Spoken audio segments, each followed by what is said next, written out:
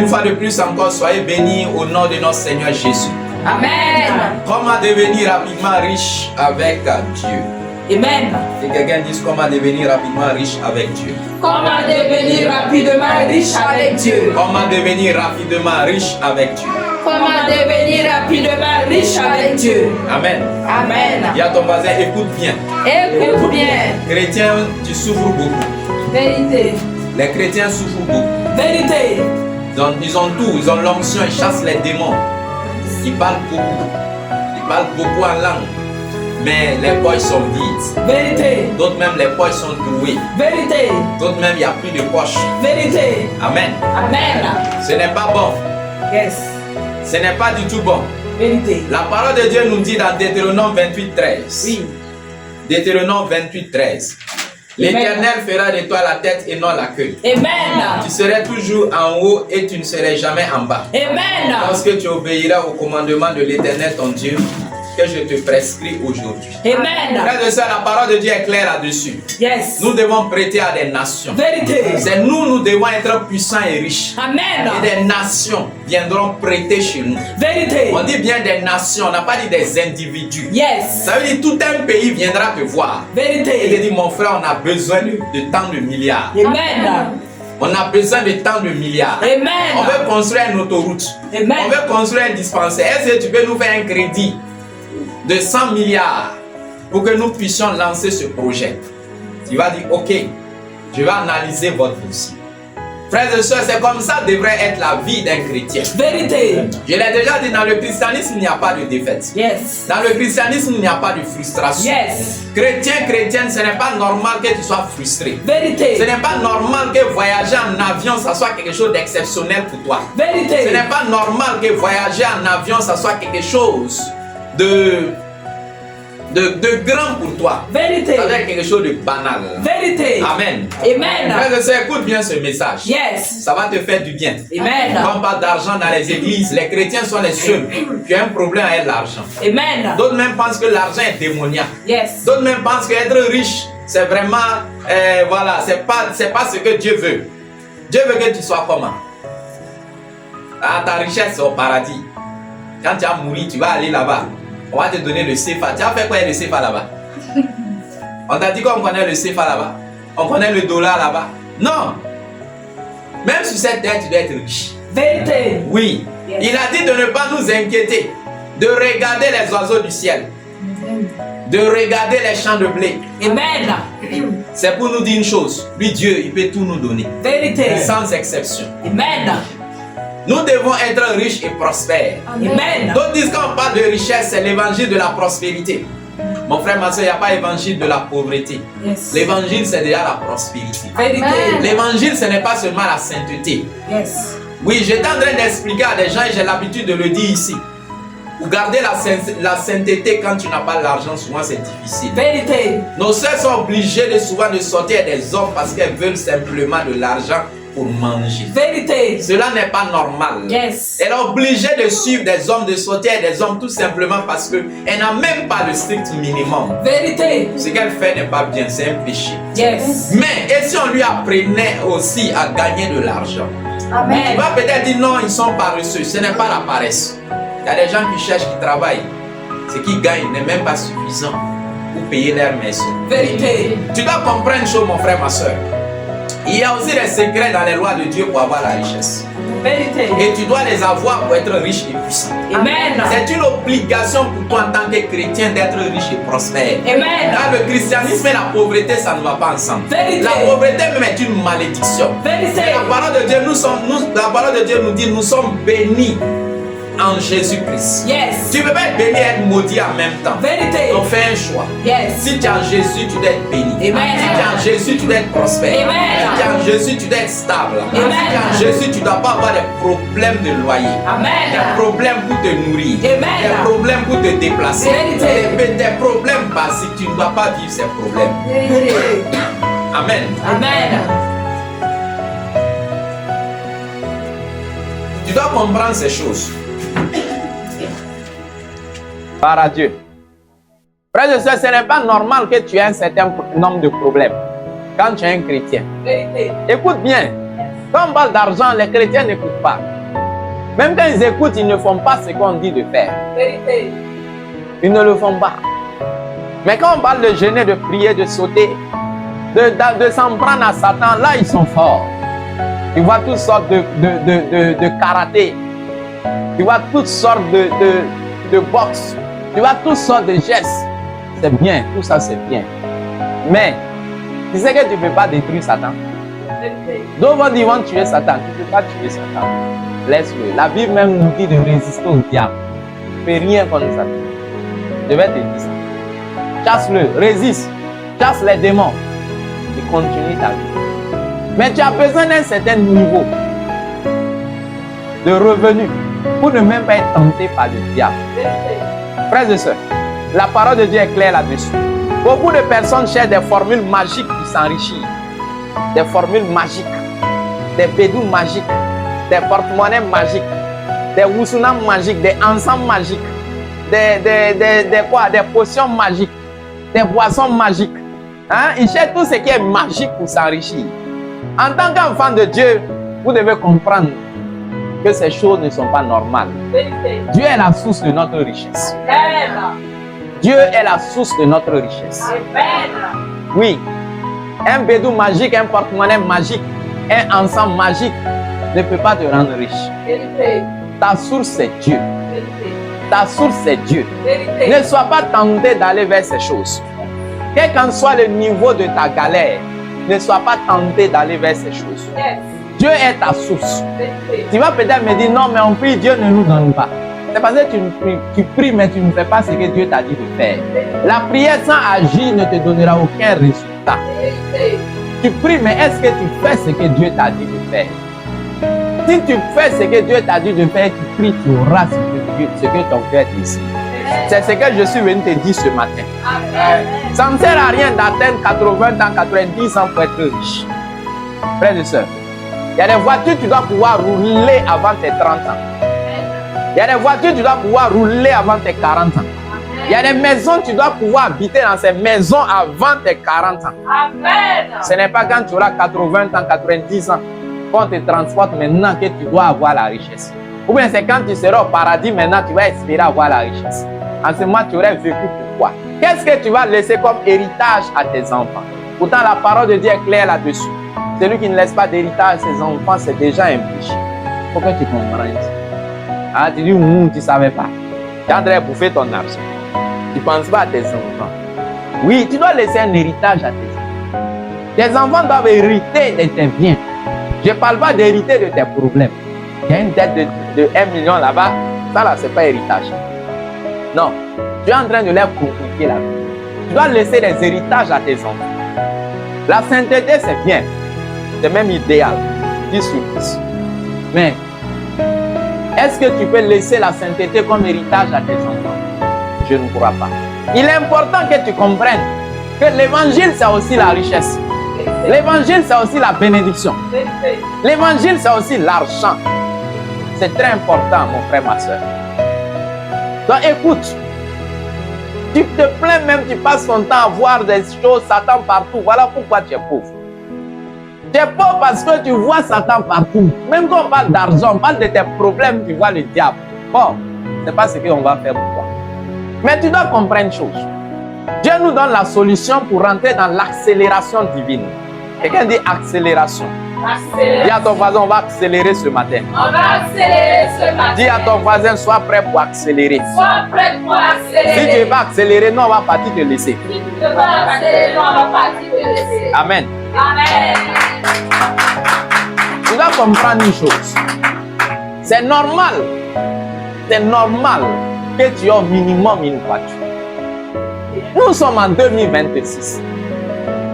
Est-ce qu'en 2026, avec les distances, le climat qui est là, est-ce facile de toujours rouler un vélo?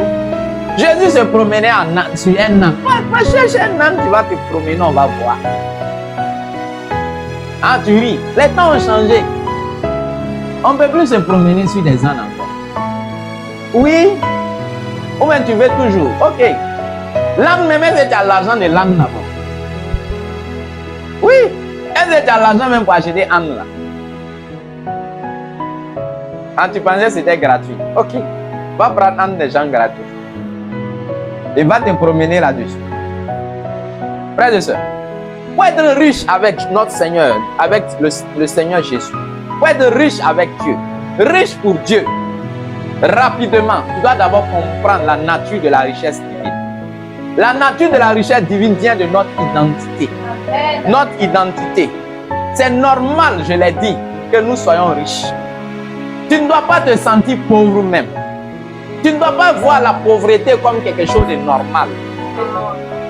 Malheureusement, il y a des chrétiens qui continuent toujours de voir la pauvreté comme quelque chose de normal. Pourtant, la Bible nous dit que Jésus-Christ a été pauvre pour que nous soyons riches. Amen. Où est ta richesse? Si tu veux toujours la pauvreté. L'humilité et l'humiliation, c'est différent. Être humble et être humilié, c'est différent. On t'humilie, tu dis non, c'est l'humilité. Non, non, tu es humilié. Ce n'est pas normal que tu sois humilié.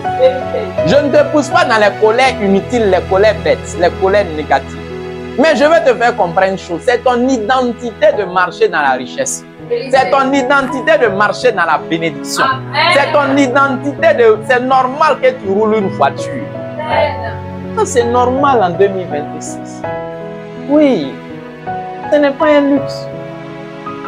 C'est normal que tu manges 3 fois par jour. Si tu n'as pas jeûné. Ça, c'est une seule fois. Tu dis non, bon, on va rendre grâce à Dieu. Rends toujours grâce à Dieu, mon frère, ma soeur. Mais comprends bien une chose. C'est normal que tu sois riche. C'est ton identité. Oui, tu dois te sentir riche. Tu dois savoir que Jésus-Christ a été pauvre pour que tu sois riche. Dans 2 Corinthiens 8, verset 9, la parole de Dieu nous dit: quand vous connaissez la grâce de notre Seigneur Jésus, qui pour vous s'est fait pauvre, de riche qu'il était, les gens pensent que Jésus était pauvre. Les gens pensent que Jésus est né dans ma joie, c'est parce qu'il était pauvre. Non, tu ne lis pas bien ta Bible. Joseph et Marie sont allés à l'hôtel. Ils avaient l'argent pour acheter l'hôtel. Mais c'était rempli. Il n'y avait pas de place.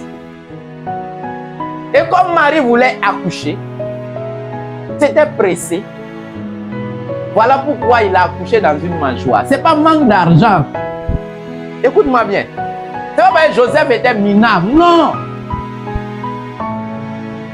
Les rois mages, même ce qu'ils ont amené pour adorer Jésus, pour saluer la naissance de Jésus. Est-ce que tu peux évaluer ça? L'or, la myrrhe et de l'encens. Depuis il était bébé. C'est ce qu'on est venu le donner pour le saluer. Toi, le pauvre, on vient saluer ton enfant avec Kabakourou. Ris et ris bien. Kabakourou. 3 boules de Kabakourou. Ça là même, ils ont fait fort. Savon Kabakourou. 3 boules. Jésus, on l'a salué avec l'or, la myrrhe et l'encens. Il ne faut pas nous dire que Jésus était pauvre. Jésus était un charpentier. Même quand Jésus est mort sur la croix, on dit l'habit qu'il a porté, c'était un habit sans couture, sans fil. Ils étaient obligés de se discuter même là-dessus. Est-ce qu'un pauvre va mourir, on va se disputer sur ses habits? Tu as vu ça où? Non, au contraire même. Personne ne veut de ton habit. Mais Jésus s'est fait pauvre, il s'est humilié. Au temps de Jésus, il marchait sur les ânes parce que soit les riches montaient sur les ânes. Oui, c'est normal. Mais aujourd'hui, nous sommes en 2026. Tu veux toujours continuer sur les ânes? D'accord? Vas-y, c'est ton choix. Mais en tant qu'un prédicateur, il doit t'enseigner la vérité pour que tu comprennes. C'est normal que tu sois riche. C'est normal que tu manges à ta faim. C'est normal que tu te soignes, tu t'habilles normalement. C'est normal que tu aies le minimum. Une maison, une voiture, que tu aies ça. Moi, j'appelle ça le minimum. Et c'est le minimum aujourd'hui. Jésus a déjà tout payé. Il a déjà payé le prix pour notre prospérité à la croix. La richesse n'est pas une option. Tu n'as pas le choix, c'est un héritage. Comment tu peux même évangéliser les gens, amener les gens, si toi-même ta vie n'est pas un bon exemple? L'exemple, c'est le comportement. L'exemple, c'est le succès. Comment les gens savent que tu as réussi? Comment les gens savent que là où tu es là, c'est intéressant? Les gens remarquent d'abord ce sur quoi tu roules. Les gens remarquent d'abord ton habillement. Ils remarquent d'abord ton parfum. Quand ils remarquent tout ce que tu leur dis, là où moi je suis, c'est bien. Avec Jésus, tu auras la vie éternelle. Il sait que la vie éternelle, là, c'est intéressant. Même s'il ne comprend pas, il sait que c'est intéressant. Mais quand il te regarde, tu es bizarre. Quand il te regarde, même ton moyen de déplacement, c'est les chaussures trouées. Quand il te regarde, même parfum, là, il n'y a pas de parfum, c'est mauvaise odeur qui est sur toi. Il dit non, il faut la vie éternelle. Lui-même, il sait que la vie éternelle, là, ce n'est pas intéressant. Tu dois comprendre une chose, frères et sœurs. Même pour gagner des âmes à Christ, aujourd'hui, nous devons nous imposer par ce que nous savons. Il ne sert à rien de parler beaucoup. Les gens n'écoutent plus ça aujourd'hui. Les gens n'écoutent plus ça. Les gens ont des problèmes. Tu as beau lui demander des choses. Arrête ça, ma soeur. Ce n'est pas bon ce que tu fais. Elle a 3 mois d'arriéré de loyer.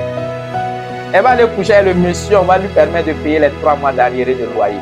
Et après, elle viendra te dire, oui, Jésus peut m'apporter quoi? Mais elle ne va pas t'écouter au début. Tu dois comprendre une chose, frères et sœurs. Nous devons commencer à parler de ces choses à l'église. Nous devons commencer à parler d'argent à l'église. À montrer aux chrétiens les voies de Dieu pour rentrer dans certaines bénédictions. Oui, c'est notre héritage. Ce n'est pas mauvais. C'est l'amour de l'argent qui est mauvais. L'amour de l'argent, c'est quoi? Tu aimes l'argent plus que Dieu. Tu es attaché à l'argent. Pour l'argent, tu es prêt à faire du mal aux gens. Non, parce que la Bible nous dit de nous mettre en garde contre la hâte malhonnête. Il ne faut pas être pressé à tel point que tu fais des choses malhonnêtes, des choses mauvaises. C'est ça que tu ne dois pas faire. C'est ça l'amour de l'argent. Ce n'est pas l'argent lui-même. L'argent lui-même est bien. Oui, il y a des pommades qui sont bien pour ta peau. Oui, les pommades de 1000 francs là. Tu dois arrêter ça. Ta peau même vieillit, ça se craquelle, ça coule ici. Tu ris, mais toi-même tu sais. Tu le sais. Proverbe 28, 20 nous dit, celui qui a hâte de s'enrichir ne reste pas impuni. Ne sois pas pressé. Ne fais pas du mal. Sois pressé, mais je vais dire ne fais pas du mal. Ne force pas en faisant du mal aux gens. C'est ça qui n'est pas bon. C'est ça l'amour de l'argent. Tu aimes l'argent à tel point que tu es capable de détruire ton corps, de faire du mal, de sacrifier ton corps, de faire du mal aux gens pour avoir de l'argent. C'est ça qui n'est pas bon. Et c'est ça qu'il faut éviter. C'est ce que la Bible nous dit. C'est ce que la Bible nous dit. Et non, Seigneur, Jésus n'était pas pauvre. Il faut que tu comprennes ça. Joseph lui-même n'était pas pauvre. Il faut que tu comprennes ça. Il n'est pas né dans une mangeoire parce qu'il était pauvre. Il n'y avait plus de place à l'hôtel. C'était rempli. Mais ils avaient l'argent pour payer. C'est que ce n'était pas des pauvres. Tu dois comprendre ça. Frères et sœurs, la richesse rapide avec Dieu vient de l'obéissance radicale. Amen. Écoute bien. La richesse rapide avec Dieu vient de l'obéissance radicale. Ça veut dire, si tu veux devenir rapidement riche avec Dieu, sois quelqu'un qui ne s'amuse pas avec l'obéissance à Dieu. Ah, tu pensais que j'allais te dire de te réveiller à minuit, te mettre sur ta tête inclinée de ce côté, tourner 3 fois sur toi et puis dire, aïe, l'argent apparaît. Non, non, pas ça. Tu veux être riche rapidement avec Dieu. C'est l'obéissance radicale à toutes les lois de Dieu, sans exception.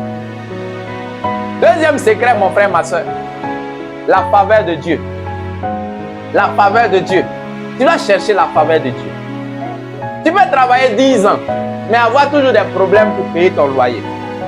Mais Dieu peut te favoriser et en 10 minutes, tu auras toutes sortes de bénédictions. Je dis bien en moins de 10 minutes.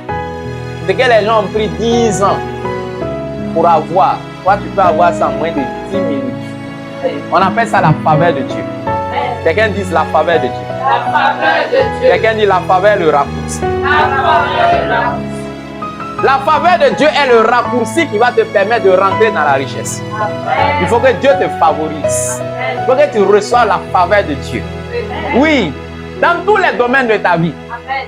Esther a été favorisée. Salomon a été favorisé. David a été favorisé. Il n'était pas fait pour ça. Mais la faveur de Dieu les a amenés là-bas. La faveur de Dieu va t'amener aussi dans ta bénédiction. La faveur de Dieu va t'amener dans ton élévation. Amen. Écoute bien l'histoire de ça. Dans Genèse 26, verset 12 à 13. Genèse 26, verset 12 à 13. Il y avait une famine terrible dans le pays. Tout le monde fuyait. Le pays était difficile. Il n'y avait pas de l'argent, il n'y avait pas d'opportunité. C'était la famine. Pour manger, c'était un problème. Les gens fuyaient. Mais Isaac, lui, il n'a pas fui. Il a écouté Dieu. Il a écouté Dieu. Il a obéi à la parole de Dieu. Et il a sémé. Parce que Dieu lui a dit de s'aimer. Dieu lui a dit ne pars pas Isaac. Il faut s'aimer. C'est sûr que Isaac a dû dire aux gens qui étaient à côté, moi je vais rester, je vais s'aimer. On a traité Isaac de fou. On a traité Isaac de fou. Mais la Bible nous dit, l'Éternel le bénit. La faveur de Dieu vient dans ta vie parce que tu as fait ce que Dieu veut. Ce n'est pas parce que tu as gaspillé ta salive dans la prière. Écoute-moi bien. Les chrétiens prient, mais beaucoup ne font pas ce que Dieu dit. Beaucoup ne cherchent même pas ce que Dieu dit. Et ils ont leur plan. Quand il vient à l'église, il a son dossier. Il a ses plans. Et quand il vient, il présente à Dieu. Il dit, Dieu, voici mes plans. C'est que moi, j'ai le master. Voilà les plans que j'ai établis pour ma vie. Béni. Ça ne marcherait pas. Écoute-moi bien. C'est un peu violent. Mais ça ne marcherait pas. Est-ce que ton plan est le plan de Dieu? Cherche le plan de Dieu. Comme un prix, demande à Dieu de te révéler son plan. Et quand Dieu te révèle son plan, ne reste pas avec ça. Va voir aussi les autres hommes de Dieu pour qu'ils t'aident dans la prière. Ça, c'est pour te rassurer que le plan que tu as reçu, c'est vraiment le plan de Dieu. Isaac s'aima dans ce pays. Il devient riche. Dans la famine, Isaac devient riche. Quelqu'un dit la faveur. La faveur. Isaac devient riche. Quelqu'un dit la faveur. La faveur. Abraham était riche. Quelqu'un dit la faveur. La faveur. Dieu a dit à Abraham, quitte ta famille. Va dans un autre endroit, je te bénirai. Abraham a obéi. Il est parti. David était riche. Quelqu'un dit la faveur. La faveur. Oui. Même Salomon, on parle toujours de Salomon. C'est la faveur de Dieu. La Bible nous dit Isaac alla s'enrichissant de plus en plus jusqu'à ce qu'il devienne fort et riche. Il était tellement fort et riche parce qu'il a obéi à Dieu. Oui, mon frère, ma soeur. Tu dois travailler, mais ton travail doit aller dans la direction de Dieu. Tu dois travailler. Dieu ne bénit pas un paresseux. Écoute-moi bien. Et on pense que non, bon, voilà, quand on dit riche rapidement là, il ne faut pas travailler. Il faut travailler. Mais on ne parle pas de travailler n'importe comment. On ne parle pas de travailler en désordre. On ne parle pas de poser ses dossiers, jeter ses dossiers en désordre. On ne parle pas de monter des projets en désordre. Mais on te parle de travailler selon l'instruction de Dieu. Que dit Dieu? Qu'est-ce que Dieu te dit de faire? Qu'est-ce que Dieu te dit de faire? Dieu a dit à Isaac, ne pars pas. Les gens fuyaient, les gens partaient. C'était le désert, il ne pleut pas. La famine, il ne pleut pas, il n'y a pas à manger. Mais Dieu lui a dit, il faut s'aimer. Ce n'était pas rationnel. Les agronomes allaient dire le contraire. Les économistes allaient dire le contraire. Mais souvent, ce que Dieu dit, c'est la meilleure voie. Écoute bien. La richesse rapide vient quand vous entendez une instruction de Dieu. La richesse rapide vient quand vous entendez une instruction de Dieu. Voilà pourquoi il faut éviter de faire des choses sans demander l'instruction de Dieu. Voilà pourquoi, dès ta conversion, on doit t'apprendre à écouter Dieu. Dieu parle, oui. Tu ne savais pas. Là, tu parles, Dieu ne parle pas. Dieu est muet. Tu vois comment tu raisonnes? Beaucoup de gens ont ce problème. Quand on dit Dieu parle, ils sont choqués comme ça. Dieu parle. À toi, tu parles, Dieu ne parle pas. Dieu parle. Par plusieurs façons. Ce matin, c'est Dieu même qui est en train de te parler. Tu es en train d'écouter les messages. Tu es inspiré. Tu es assis, tu entends. Il dit, mais le pasteur, là, il parle de moi. C'est Dieu qui lui a dit de parler comme ça. Pour que ça te touche. Ça aussi, c'est une autre façon. Dieu peut te parler par des rêves. Dieu peut te parler par des sentiments intérieurs. Dieu peut te parler même, tu vas entendre avec ton oreille. Mais Dieu parle. Que dit Dieu? Pour ton travail. Chrétien, tu souffres beaucoup. Mais tu n'as pas compris cela. Et avant de prier, il faut écouter Dieu. Avant de faire, il faut écouter Dieu. L'écoute de Dieu, c'est la partie la plus importante dans ta vie. Et tu dois apprendre cela. Elle n'est pas compliquée. Il faut juste être disposé. Dieu parle plus même à travers les songes, les rêves que tu fais. Il y a les visions, il y a l'écoute, il y a les sentiments. Dieu parle à travers la bouche de ses serviteurs. Tu peux avoir un problème et tu vas sur Internet. Tu rencontres un homme de Dieu là-bas qui prêche de tes problèmes et qui te donne la solution. C'est Dieu qui t'a parlé. Amen. Tu dois comprendre cela. La richesse rapide vient de ce que vous entendez. Quand vous entendez une instruction de Dieu, vous l'exécutez. Quand tu entends, il faut exécuter. Oui, frères et sœurs, tu dois aussi comprendre en troisième position qu'il faut chercher la source avant la ressource. C'est la loi du royaume. Tu veux être riche avec Dieu, tu vas aller rapidement, mais Dieu en priorité. Pas mettre l'argent en priorité. C'est l'erreur que les gens commettent. Ils mettent l'argent devant et non Dieu devant. Ils luttent avec l'argent et laissent Dieu de côté. Ils travaillent bien, dur, mais ils négligent toujours Dieu. Ils ne se renseignent pas, ils ne prennent pas des informations.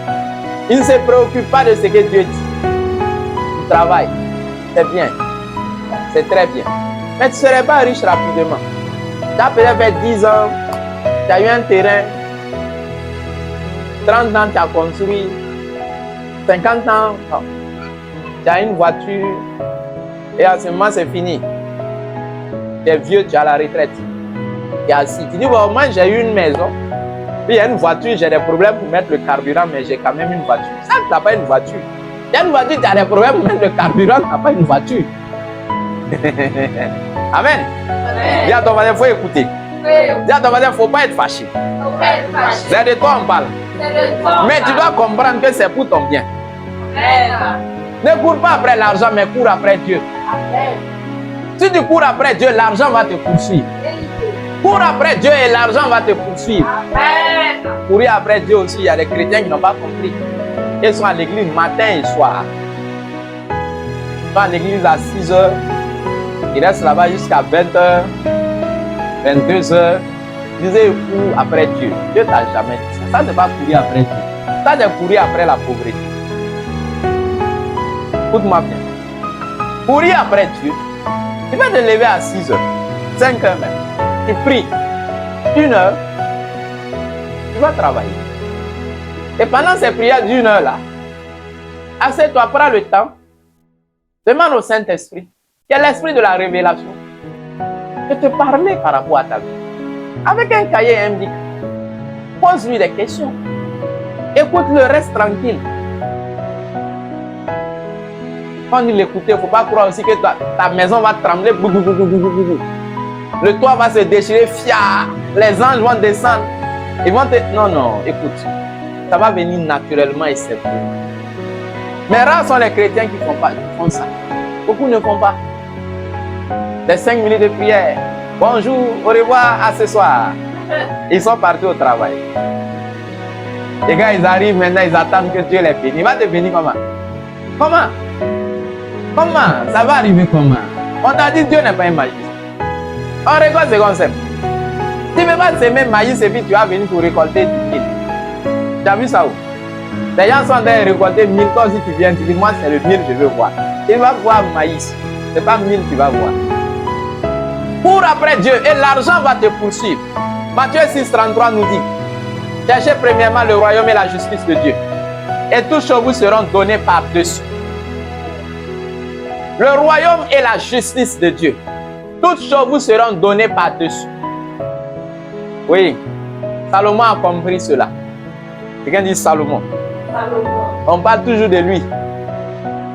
Salomon a compris cela. Les gens veulent la richesse de Salomon, mais ils ne veulent pas faire le comportement de Salomon. Ils ne veulent pas avoir le comportement de Salomon. Ils ne veulent pas faire ce que Salomon a fait. Ils veulent que Dieu les bénisse. Oh, d'autres même, c'est côté 1000 femmes là qui peut les tuer. Salomon a eu 1000 femmes. Lui aussi, il aimerait avoir 1000 femmes.